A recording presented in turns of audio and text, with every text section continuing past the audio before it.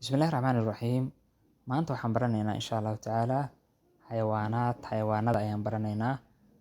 Asad ayaa ugu horeeya. Asad waa libaax waaye. Waa ka sawirkiisa kuu muuqdo. Asad waa libaax. Namir waa shabeel waaye. Fahad waxa waaye xayawaankan sawirkiisa kuu muuqdo. Wuxuu u dhexeeyaa shabeelka iyo eyga ayuu u dhexeeyaa.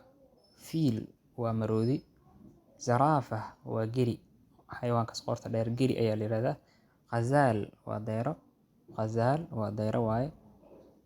Ximaarun waxshiy waa dameer farow. Ximaarun waxshiy waa dameer farow. Ximaar waa dameerka caadiga ahaa ee kuu muuqda. Xisaan waa faras. Xisaan waa faras. Baqara waa lo. Waa sawirkeeda kuu muuqdo. Jaamuusa lo'giisi ayaa la yiraahdaa. Jaamuusa lo'giisi. Jamal waa geel waaye. Dhi'bun waa yeey. Waa taas sawirkeeda kuu muuqdo. Thaclabun waa dawaco. Thaclab waa dawaco. Kalbun waa eey. Kalbun waa eey.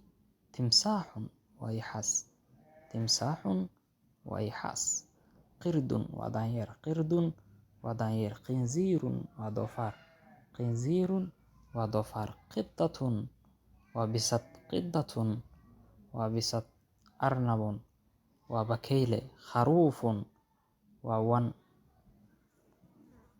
Marka xayawaanadii ayaan maanta markaasi darsigan uu ku saabsan yahay. Xayawaanada gaar ahaan kuwooda duhur joogta ah.